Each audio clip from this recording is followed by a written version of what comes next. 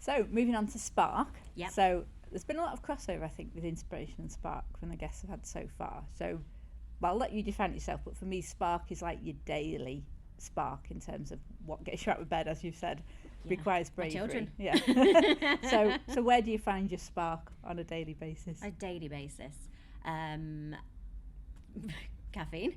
No, so I think I was probably the same before this podcast, thinking about spark. So I think we all have that fire within. Again, it's all electricity, isn't it? See, again, it's all electricity, and this is why we are in tune with the universe. Yeah.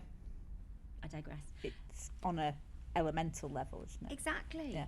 And so my daily spark, I don't know, just life itself, because you never know what is around the corner, and if you are on that path of following what you want to do, then good things will come in. And do your clients give you spark? Oh yeah. Yeah. Seeing I always tell my children off for using the word like in the middle, so I had to stop my own brain there from going, it's like. Yes, my clients, I think I mentioned it before, even within say 8 weeks of my last guinea pigs, I've seen just those little changes that they make just leads to such big things. And in fact, and then I had a client last year who all she did was get her piano out of the shed and put it in her living room. So it meant she was playing the piano again. And then a few months later, she sent me something. So I just had some album artwork done. Like, yes, it's amazing. One small step. That's one of my favourite phrases. Is you're only 20 seconds away from changing your life with one decision. Ooh. And that's small. You might, at the point she did that, she probably never would have thought, well, now I'm going to be producing an album. Exactly. And again, that's the anxiety thing as well. It's but if I get the piano out and then I do this and then I've got to do that and then what, and then I'll have an album, and then how on earth am I going to be a world star with this like whoa.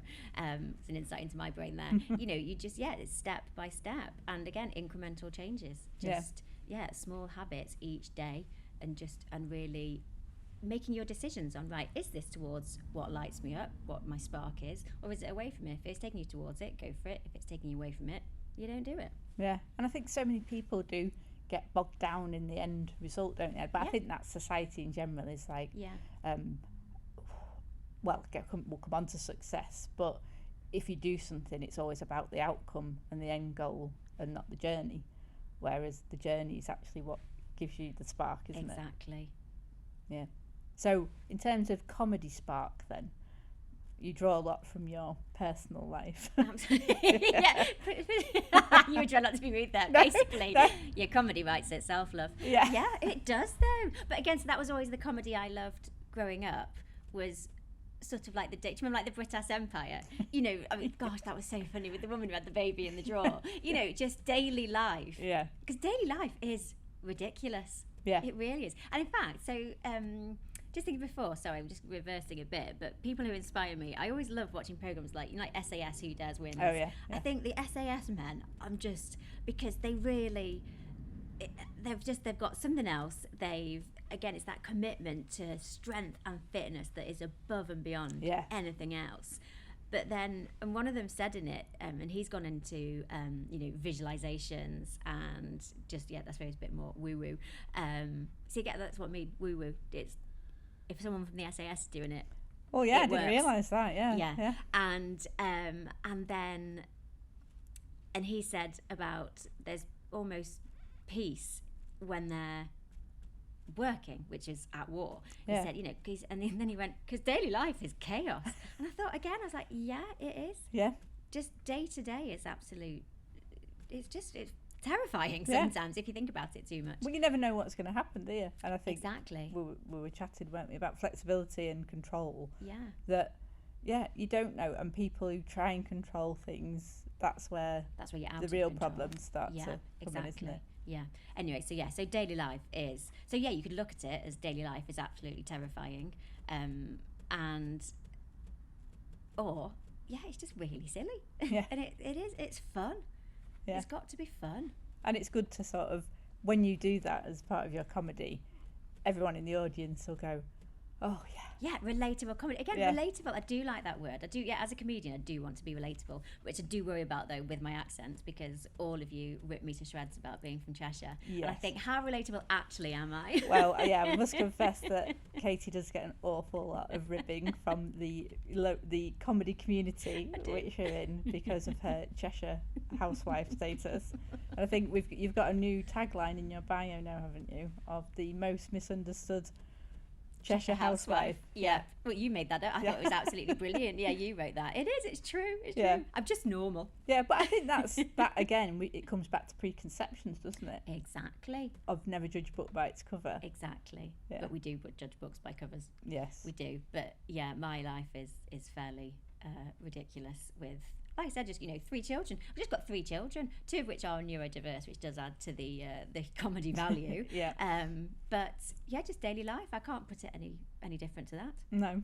And when you were in your depths and climbing out, what little things were your sparks? Were there things that you suddenly thought, oh, I'm doing that now, so I've obviously moved on a little bit. Were there any little glimmers as you were climbing out of that? Again, I was sort of thinking short term. I suppose even just things like being able to cook a meal again, because my parents had to come over and cook meals. And in fact, my mum said one day I was washing the bottles, which she knew I was then feeling better. And I suppose just the glimmers. Did I get out and about? I've always sort of really forced myself just to keep going, which perhaps, like I said on reflection, wasn't the best thing, because I kept going for too long, and then that's why I had a meltdown. I suppose just daily life, just getting back into the normal things. Yeah. Well, I think that's been a theme of people who have had either illness or adversity, that they took a lot of the little things for granted. Absolutely. Like being able to stand in the shower and have a shower. Yes. Cook your own meal, Yeah. make yourself a cup of tea, Yeah. which to everybody who hasn't been in the darkness might think, well, what's that? It's nothing, but Yeah. to you it's everything, isn't it? Yeah. When you've not been able to do it. Yeah. It is. Oh, it's awful. It's like I say, it's soul destroying. There you go. There's that phrase again. Yeah. It's your soul is in totally the wrong place, and you're so out of alignment, and it's frightening. But if I hadn't had it, I wouldn't have changed everything. Well, that's always an interesting question, isn't it? I think I ponder that a lot. Yeah. Of would I take away all the, I won't say bad things, all the things that have happened to me? Yeah. And then you're like, well, no, because that would erase me as the person I am. Yes. And I guess now I feel I'm exactly where I need to be. Yeah, I'm exactly where I'm meant to be. Yeah. Yeah.